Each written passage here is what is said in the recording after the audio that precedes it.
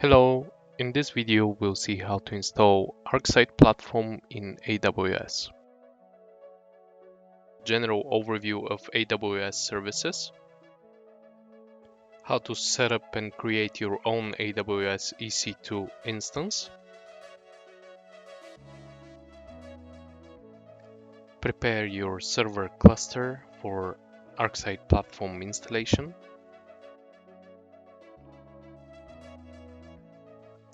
install Min.io, ArcSight Platform installation,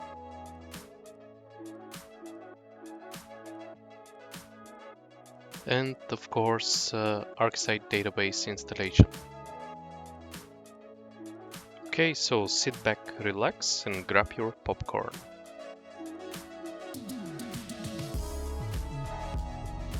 Okay, so we'll go over two possible AWS deployments. Option 1 includes only a public subnet, and option number 2, a little bit later, includes both public and private subnet. So the configuration for this scenario includes a virtual private cloud, a VPC, with a single public subnet and an internet gateway to enable communication over the internet.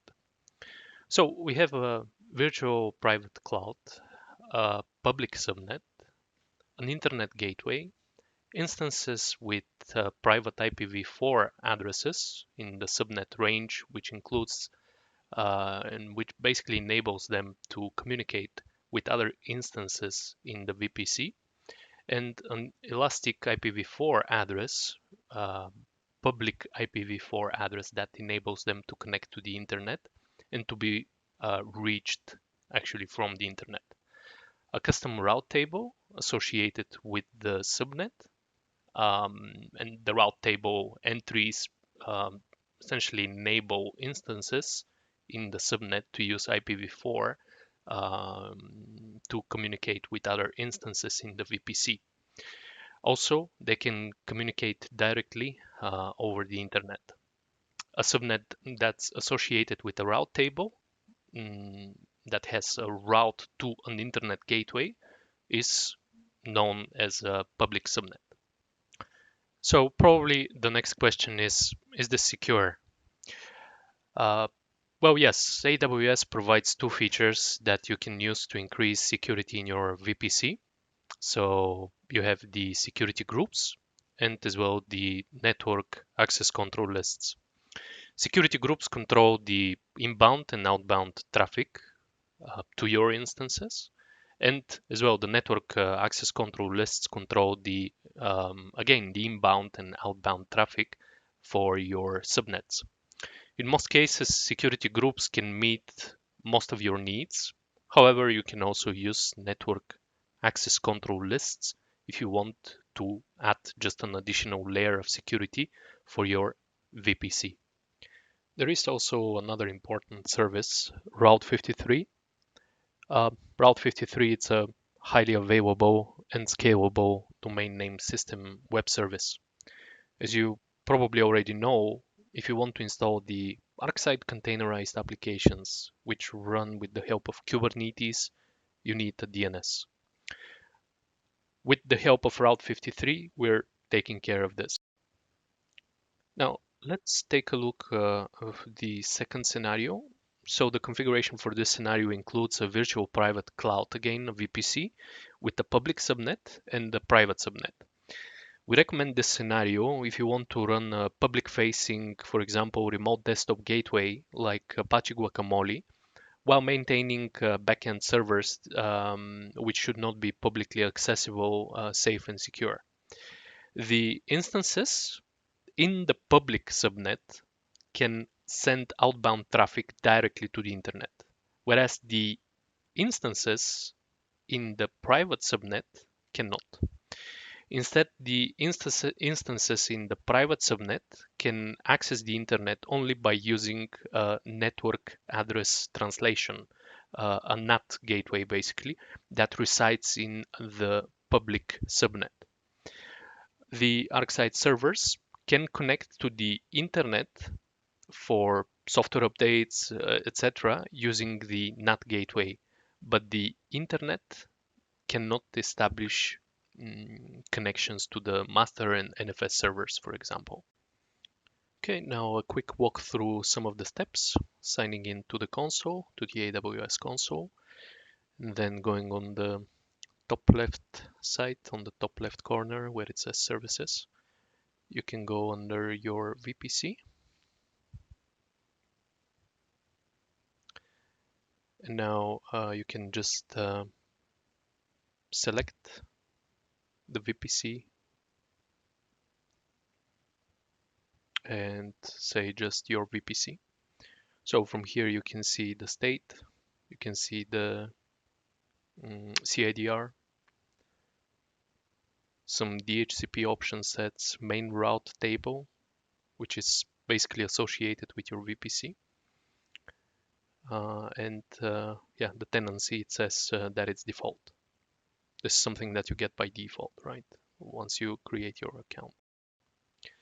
You also want to make sure that the DNS resolution and host names are both enabled. This is very important. After that, you can check as well the details.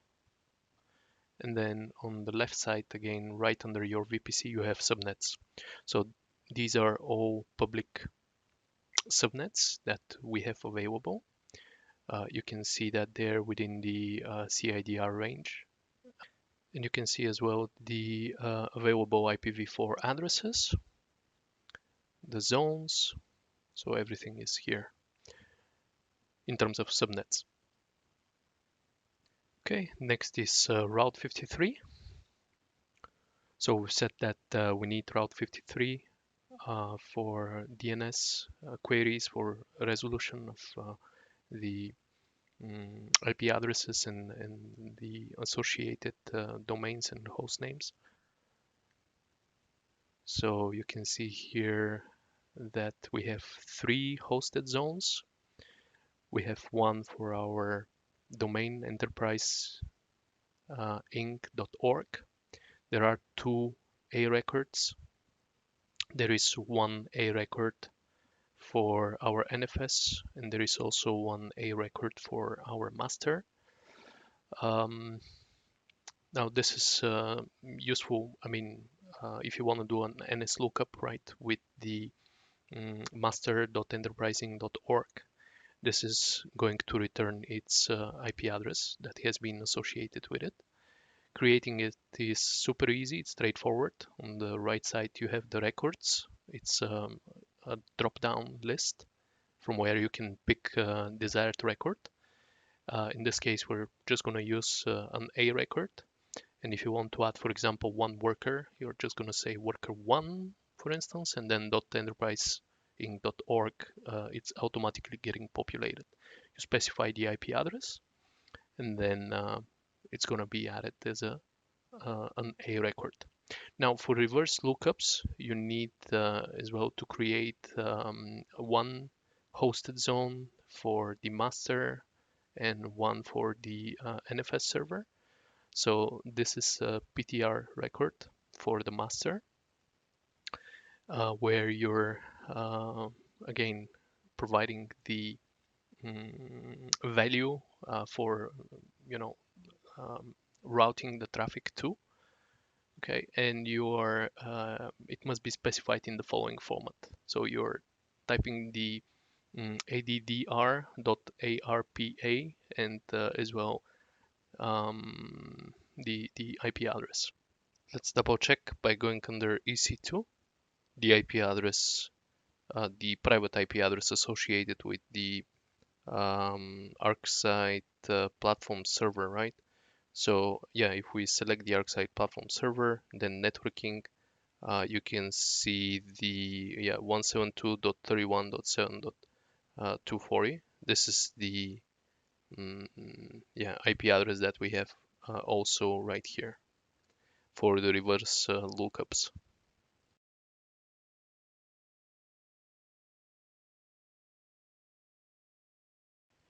Okay, also another record for our NFS. It's again a PTR record. And here, as you see, it's the exact same story, just like with our master. So easily, you just specify the host name and also the IP address. Okay, and here we have our EC2 instances. So I have three instances, the Windows server, the jump host, basically, NFS, and as well, I called it ArcSight Platform server, but essentially this is going to be our master. So here you have some useful information below, some details. You have the security, the networking information, storage details, some statistic checks, and as well monitoring of your servers. Um, Now, these are already created, but I'm going to walk you through the creation of a new instance, right? So let's take a look. Okay, so what you want to do is just to go on the top right side, launch instances, and then now from here you're required to provide a name. I'm just gonna use a simple name, saying, for example, worker1. Then you can use an AMI if you have already created an image. Um, if you don't have an image, that's okay. I have here, for example, one image that I created for my master. So if I need to deploy another server, which is exactly the same like my master, I can easily do that from there. As you see from here, there are some quick start AMIs that are already pre-created. But if you want to create a completely new instance, choose the operating system and everything, you can also do that from right here. So we can type Red Hat Enterprise, for example, 8.2, 8.3, 8.4, it doesn't matter. And then if you go under AWS Marketplace AMIs, here you're gonna find your AMI. Like this one, I think I'm using this one for my master. So yeah, you can see the cost, product details, pricing, usage, support. So let's assume that we want to use this one. We simply just, click on continue, and then we're getting redirected back to our original display where again, we see the operating system, the AMI that we have selected from the catalog. And now if we just scroll a little bit down, we'll see the instance type section, which is very important. This essentially the place from where you're deciding and choosing um, how much memory, CPUs as well you want to allocate to this instance. Um, Now for my master, I think I used 16 CPUs with 64 gigs of RAM, which is a good choice if you're willing to do this type of installation where you have one master and actually the worker is running as well on the master. Uh, However, if you're willing to install multiple masters with multiple workers, and depends essentially from the workload, probably you might want to go even for more CPU and more RAM. Then the key pair section. Also, now key pairs allow you to connect to your instance, and actually it's super important because if you want to establish an SSH session, say for instance if you use PuTTY, what you have to do is just to select your server, and then the downloaded key from AWS.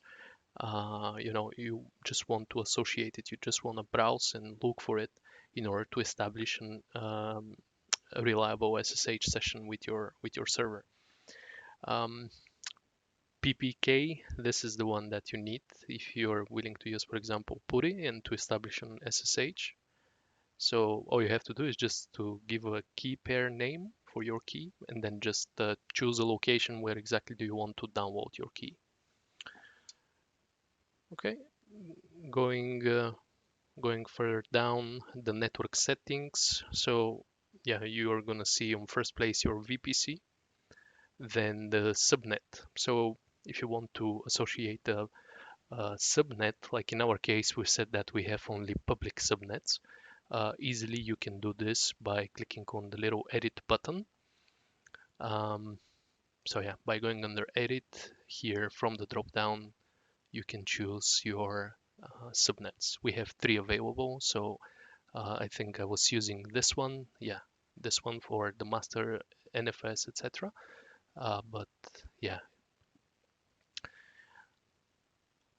Now in the second scenario that we looked earlier, if you're having a private subnet created and you're willing your masters, workers, NFS, etc. to be associated with that private, then again from the drop down here, you're just gonna have to look for the private subnet that you have created. Firewall security groups. So yeah, you can create as well different security groups. You can apply those security groups to each and every instance that you deploy in your VPC. And also furthermore going down and continuing with the security group rules and section. Here you can see the inbound security group rule, from where you can pretty much restrict and you can just say, all right, only SSH,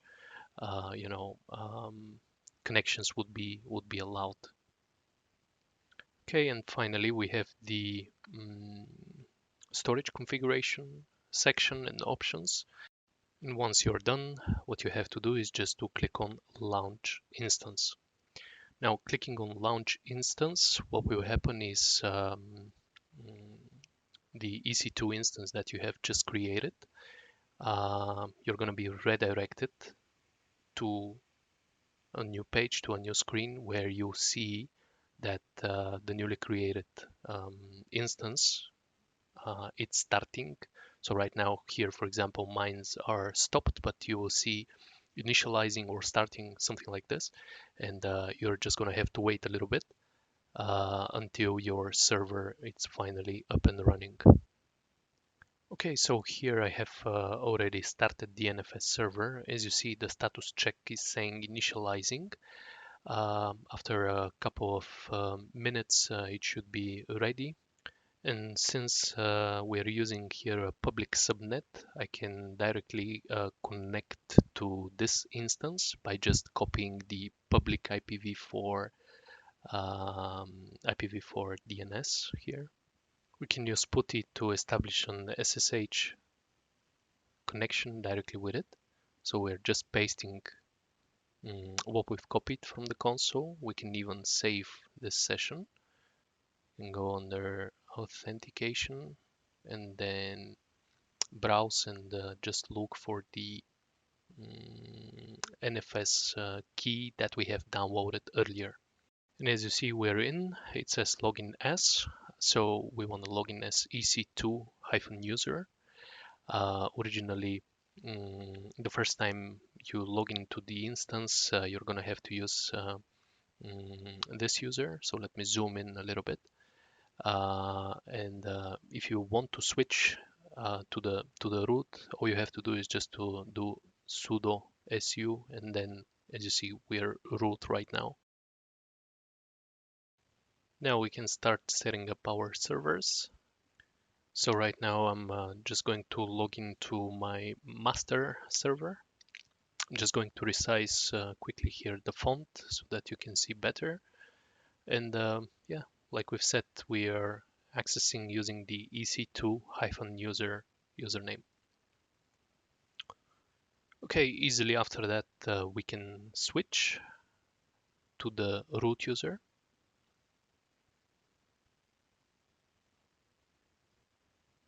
And yeah, as you see right now we are root.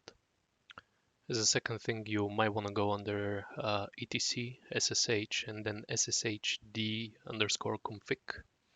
So going under here, we can edit some of the parameters and essentially configurations related to the root user. So let me show you if we just scroll down a little bit. you'll see the root login, I think. Yeah, permit root login. It says yes. So now that's a good thing. Sometimes you might find some instances which are basically saying no. But yeah, now second thing we also want to make sure is that here, do you see it says authorized keys file, and then it's the .ssh authorized key. So there is an authorized key that essentially we're using. A little bit later, I'm just gonna go and edit it. But also we want to make sure that here it says password authentication yes, because we want to authenticate with the root user later. This is especially necessary when we're doing the installation, when we're deploying the ArcSight platform. So let's go under this location under root and then .ssh and then the authorized key. Let's take a look here. Yeah.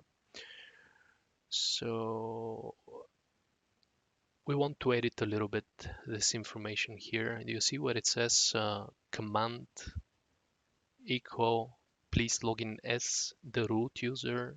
I'm sorry, not as the root user. Please login as the user EC2 rather than the root user. So this is like a message which each and every time will appear once you attempt and once you try to directly log in as the root user. And in order to, and actually it's going to block us from accessing and entering as a root user. So we want to modify, we want to simply just remove until here, until no X11 forwarding, and then just leave the other part where it says SSH, RSA, and then you have the key. So just make sure you modify this. Right now, I think I have here several keys, but yeah, let me just show you what will happen if I try to log in as the root user. I'll open quickly a new SSH session. Just let me see, do I have the IP? No. Okay, I'm just going to get it. All right, and I'm going to save it. Before that, yeah, let me just go under authentication, find the key, insert. Okay, now open. Just take a look, root, and this is what you get. So you're getting blocked entering and accessing the instance with the root user. So that's why we are just going under here, under the authorized keys, and we're removing what I've showed you earlier. This command, echo, please login, etc., etc. Okay, so just make sure you delete everything until you reach the comma right after forwarding. Oops, I deleted the comma, but yeah. Once you've done this, you'll be able to access directly with the root user.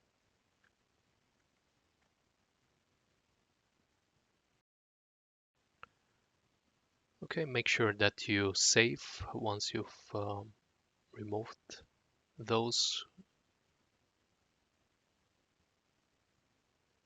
And now you can even attempt, you can even try to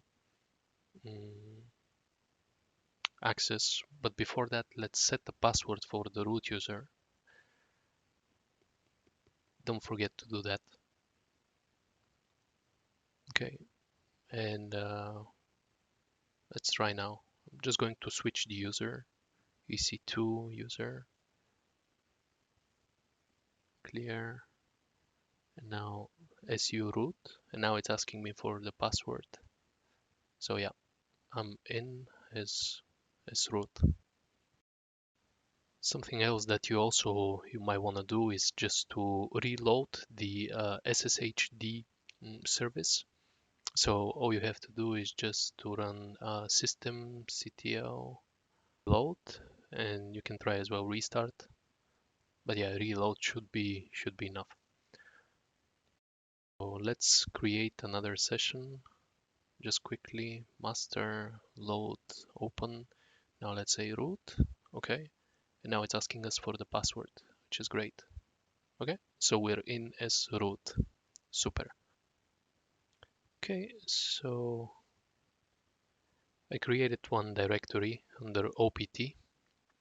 This directory, it's called installers. It's a simple folder. Right now it's empty. So using WinSCP, we want to move the tar files. As you see, these are the tar files related to our applications, and as well we have the ArcSight Platform zip. Okay, and doing a fast forward, the files are already under the installers folder. So let's take a look.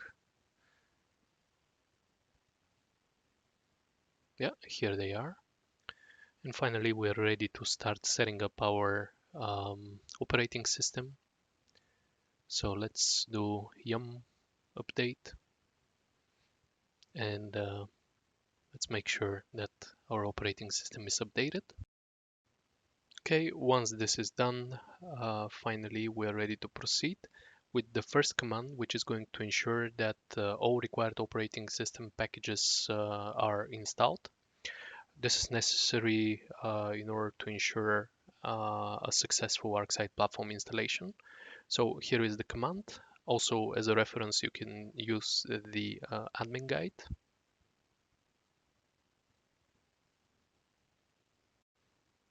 Okay, so we need just to confirm, and after a while, the downloading and the installation will be done.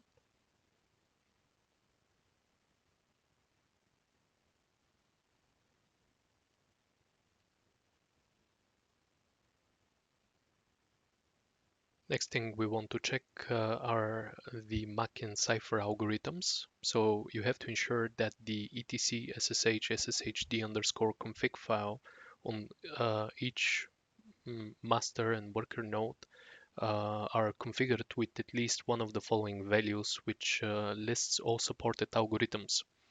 We're going all the way down at the bottom, and then we paste the MAC and ciphers. Okay, the next setting related to the system parameters, this is the network bridging. You also want to make sure that you have created this on the master workers, on all the servers that you have in your environment. So here you can see some of the commands that I'm typing, and also I'm going to upload a screenshot from the admin guide of the ArcSight platform at the end.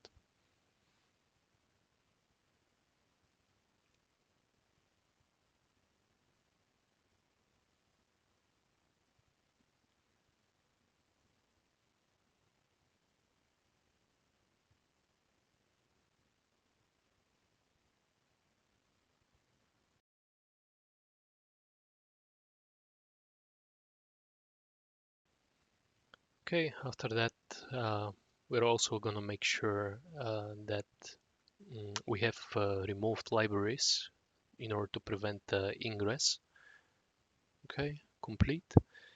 We're going to install as well a firewall.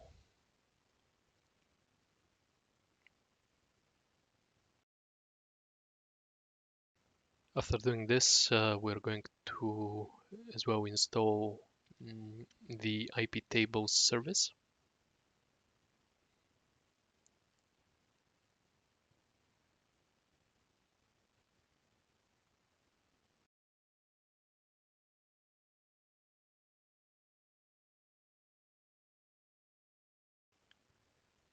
Okay, now let's check if we have our swap allocated already. No, we don't, of course. We need first to create a swap file. So the master node is going to host as well the ArcSight database, and the ArcSight database needs to have the swap enabled. Um, Now this is only in this occasion, right? If you're doing an installation like a master, like three masters, three workers, you want to make sure that swap is disabled on all your masters and all your workers. But only in this situation where the master is going to be as well a worker and as well is going to have the ArcSight database, since the ArcSight database requires to enable virtual memory access, we need to make sure that we have a swap file. Okay, so here are just some of the steps that you can follow.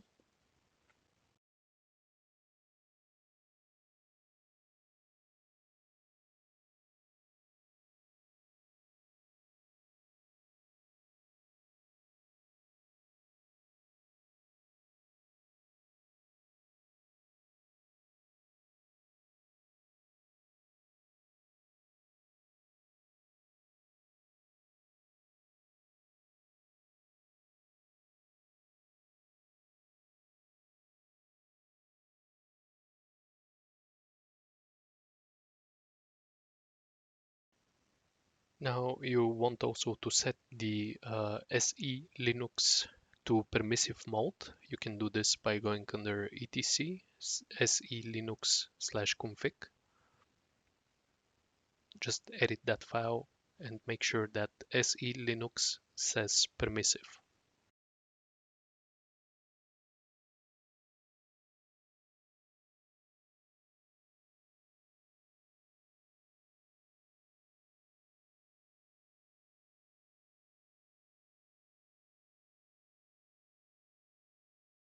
Okay, let's check the time and date of our server. So it says UTC.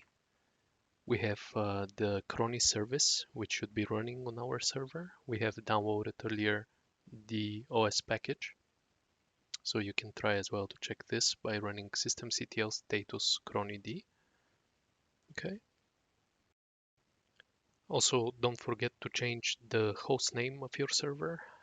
We don't really want to use the default one, so I'm just going to say here, for example, master.enterprising.org.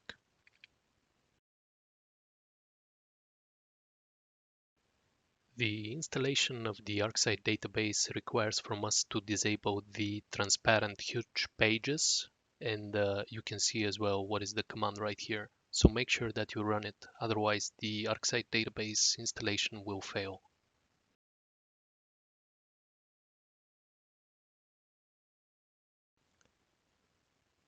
Next thing you want to make sure is that you update the /etc/rc.local file by running the commands below.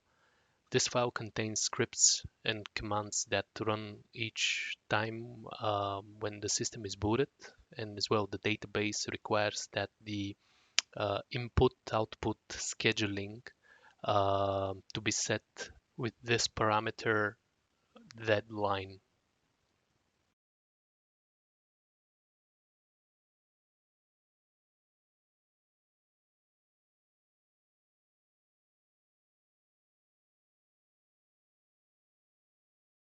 Next thing we want to do is just to install min.io. Min.io is necessary for our ArcSight database. Min.io is going to act as object storage, and the first thing we want to do is just to install wget. Just going to download min.io under mnt, under this directory. You see it's downloading, and in a few seconds it will be there. It will be saved. So let's take a look. Here is the min.io. Now we want to run as well chmod. Okay.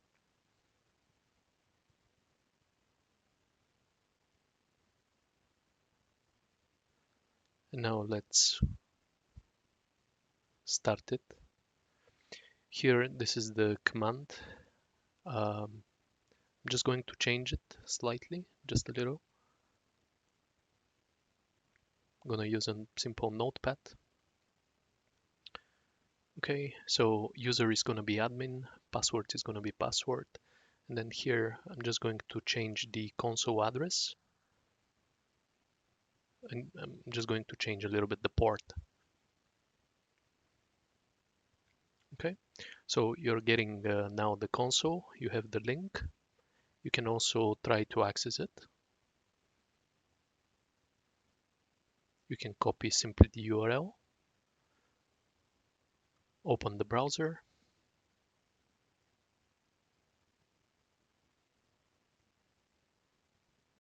You want to make sure that you have allowed HTTPS traffic and as well this port 19001 from the security group permissions. And here is the MinIO console. Now we're just going to create a bucket very quickly. This bucket is necessary to store our objects. I just called it events. You also want to make sure that you can run NSLOOKUP and also reverse lookups.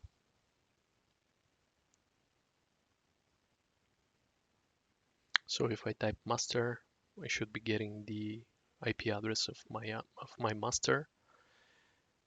If I try the reverse, I should get the master host. Yeah, master.enterpriseinc.org. That's great. Let's try with the NFS.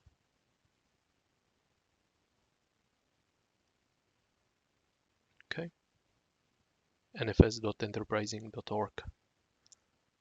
That's great. Okay, so once we have done all the steps, all prerequisite steps, we can start the real installation. So first thing we want to allocate, this is the ArcSight Platform zip file. We need to unzip it.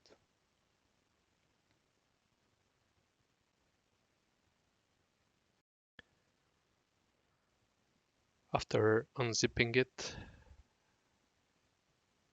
you see a new directory. It's going to be called ArcSight Platform Installer. So let's go under it.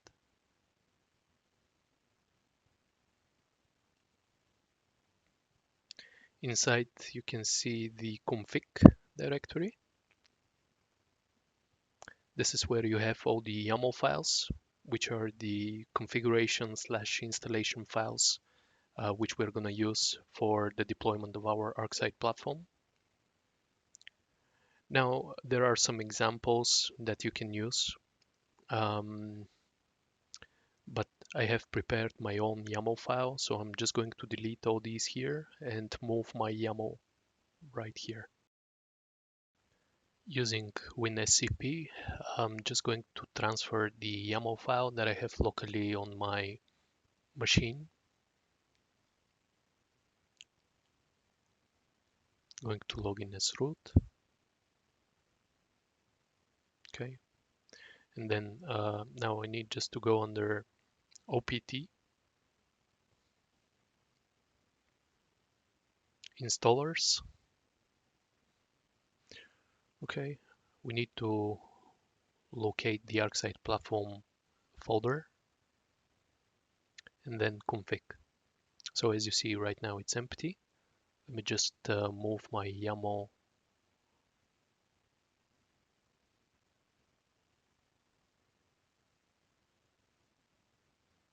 Okay. Drag and drop. Okay. So here is the YAML file. As well, one more thing, the tar files, which I have right now under my installer folder, I'm also going to move them under images. Under images, yep. So make sure that you do the same, because the ArcSight installer is going to look inside this directory, and if they're not there, the installation will fail.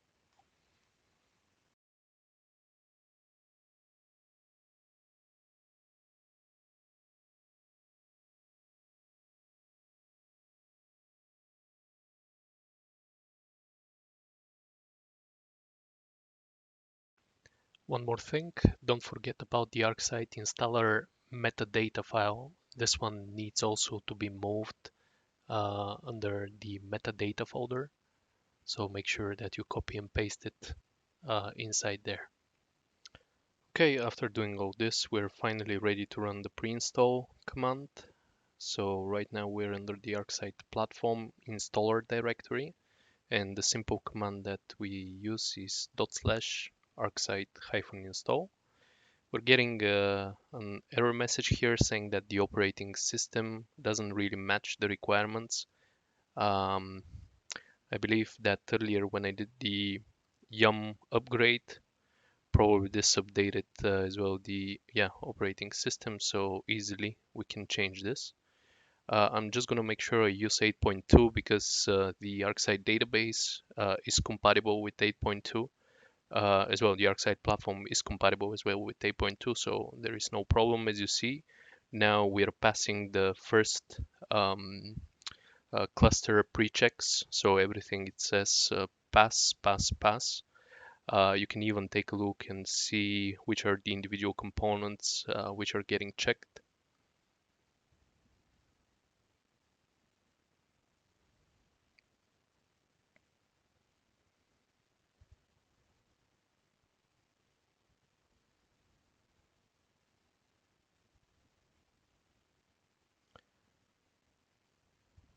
Okay, and here we get another error which is related to the rc.local file. Um, this is something that I've noticed. It happens because mm, it doesn't really look like it's able to allocate the NVMe N1 um, volume, but easily we can go around this and just fix it, let's say manually.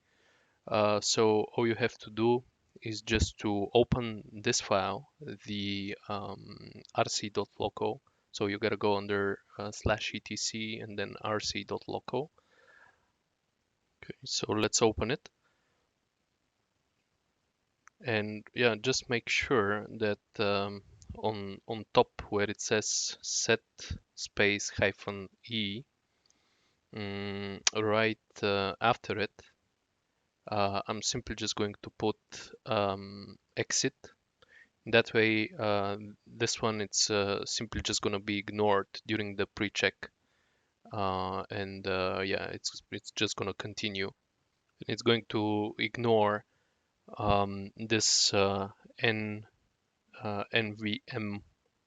As you see, we have the real one, the NVM E0N1, but for some reason, like it's not picking it. It's like ignoring it, and it's just complaining, right? So let's try one more time after doing this edit, and let's see now. Okay.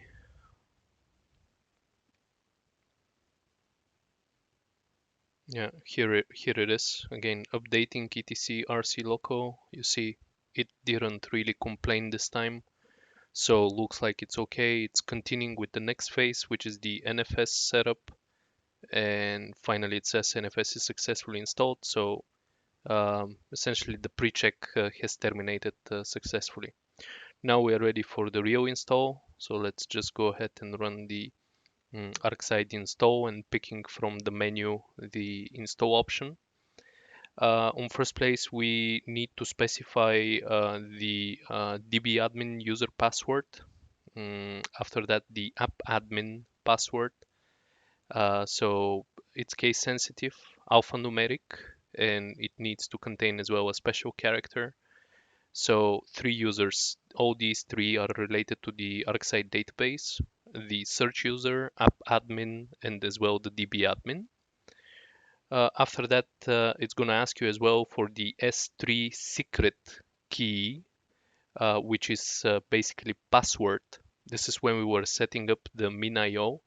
So yeah, the password that I'm putting there, if you remember, the username was admin and the password was just simply password. And then it's going to also ask you to specify a password for the CDF administrator. Also, this password needs to be case sensitive, alphanumeric, and it needs to contain as well at least one special character. The another pre-install check. And finally, the installation. Now it's running.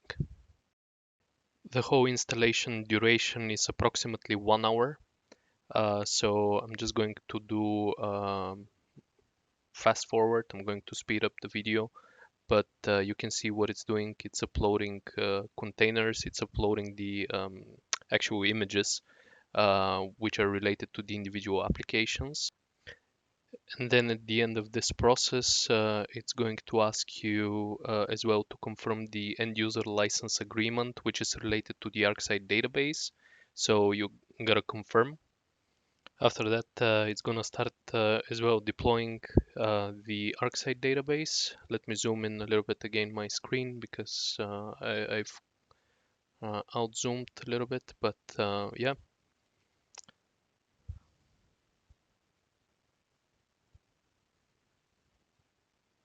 Creating database, Fusion DB, as you see, status down, down, and now it's just gonna say up. Yeah,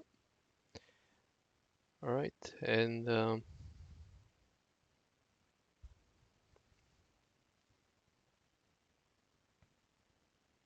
once it's done, it's just going to say ArcSight database installation completed. And with that, the whole ArcSight platform installation will be terminated. So let's just wait a little bit more.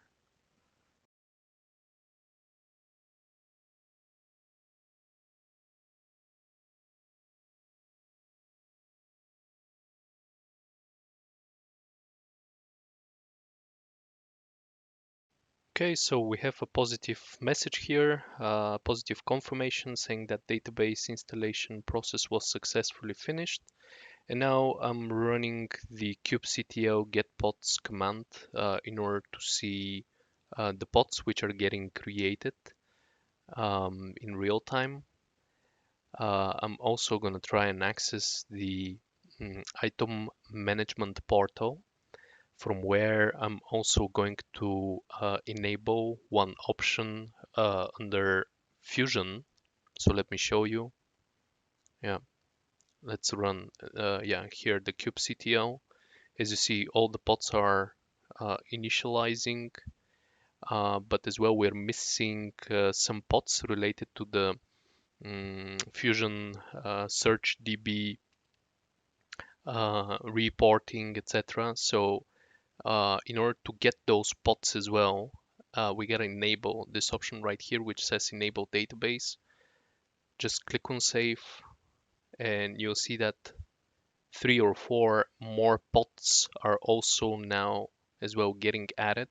Let me show you. Yeah, these one here, you can see they've been started 5 or 6 seconds ago, literally. So these are the one DB monitoring, DB search, and yeah. So don't rush and don't run the post install command because if you do this without enabling the database, it's very likely that you're gonna get again an error message saying that you're missing some pods, that you're missing the Fusion DB monitoring or the Fusion DB search pods, and then you're going to wonder like uh, why, for what reason, why this is happening, and so on. So this is because this little option enable database, you gotta make sure that you enable it. So right now, all we have to do is just to sit back and watch uh, how the pods are slowly getting started. As you see, some of them are saying running already, but there are as well lots of pods which are still in init phase. Init means initializing. Um, so let's just wait patiently. I'm going to do a fast forward. This is taking approximately 15 minutes, 15-20 minutes. Sometimes it might even take longer, but I'm just going to do a fast forward.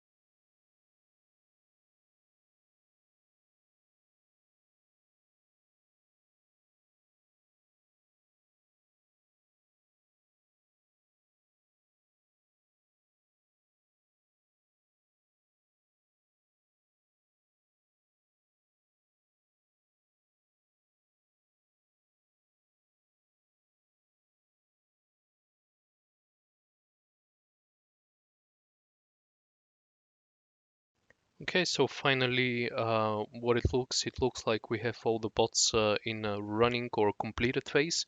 This means that our cluster is healthy and we can actually finally we are uh, all good and ready to run the last command with which we are going to terminate the installation, and this is the post install. So we just go and again do ArcSight install, and then from the menu we simply choose post install. The post install, it's simply going to add partitions in the transformation hub. It's going to change the partition number for I think three or four topics from 6 to 12 partitions. And yeah, after the post install command, I'm just going to make a quick overview of the applications which we managed to install.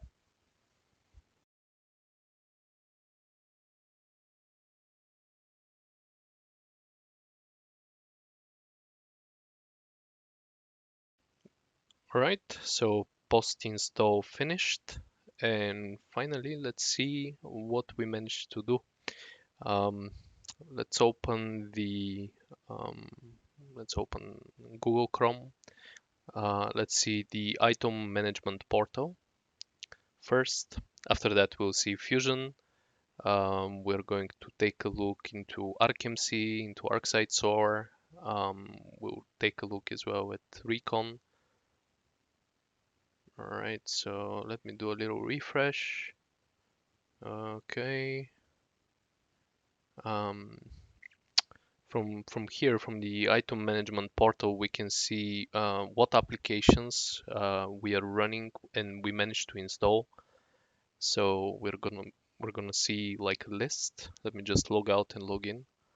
But yeah, under here ArcSight installer, you see we have Transformation Hub, Fusion, ArcSight Recon, and as well ESM Command Center.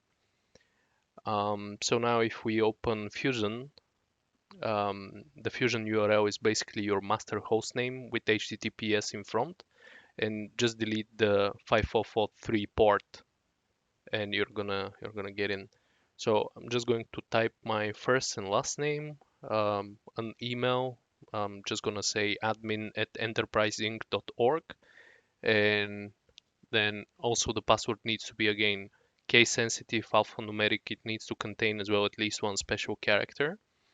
So I'm confirming it, and let's create the first user account. After creating the first user account, now we can finally log in, and let's explore our new Fusion. This is, by the way, 1.5, I think. So this is the latest version, and let's see how it looks.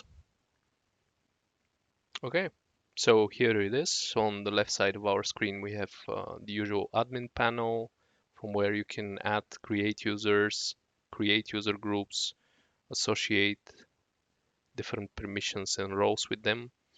We have the dashboard tab. From here, you can see cases which were created in the ArcSight SOAR. You have as well the internal information related to the database. Then you have as well the insights, the outliers, data quality related to Recon. Here is Recon, the event search facility. You can run queries, and by running queries, then you're going to obtain some results. Right now, I don't have a smart connector sending any events to my transformation hub, so that's why it simply just says no events, but I can guarantee you that it's running. As well, we can see the ESM command center.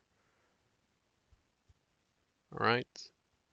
If you do single sign-on, if you enable the single sign-on, you can access the ESM command center simply from here. We have the reports portal. There is some stock default content related to SOAR, MITRE, as well Recon reports. So essentially, two products are mainly benefiting from these reports here. This is the ArcSight SOAR and ArcSight Recon. Of course, the results, I mean, there are not going to be any results now, but because we don't have really events running and flowing. Okay, this is ArcSight Management Center. From here, you can manage your connectors, collectors, ArcMCs, loggers, transformation hub. As you see, our transformation hub, which we just installed, is automatically integrated already with ArcMC, so there is no need even of integrating ArcMC and transformation hub. Transformation hub, it's already configured, it's already set. As you see here, it's appearing as a managed node, and if you double click on the transformation hub from topology view, you'll see as well all the topics related to transformation hub. Okay, finally Respond. Respond, this is our SOAR, the security orchestration, automation, and response. As well, it says 0 cases. That's because we haven't really integrated ArcSight SOAR with Enterprise Security Manager or with intelligence yet. But if you create an alert source and you integrate your SOAR with ESM, you're gonna get some cases. Okay, finally here, users, user groups, and yeah. Let's take a look and let's see the Kafka Manager, the user interface of our transformation hub. In order to access it, you gotta type HTTPS, the master host name, /th/cmac, as you see, and you'll see the typical Kafka Manager UI with all the topics, partitions, replicas, producer messages per second, the summed offset, etc., etc. Okay, min.io. Let me just show you the min.io. But if we control our bucket that we created earlier, if you remember, we called it events. Now our bucket has 824 megabytes and 213 objects being stored. Okay, so that was the setup of AWS, pre-installation setup, and also the deployment of platform and ArcSight database. So thanks a lot for watching.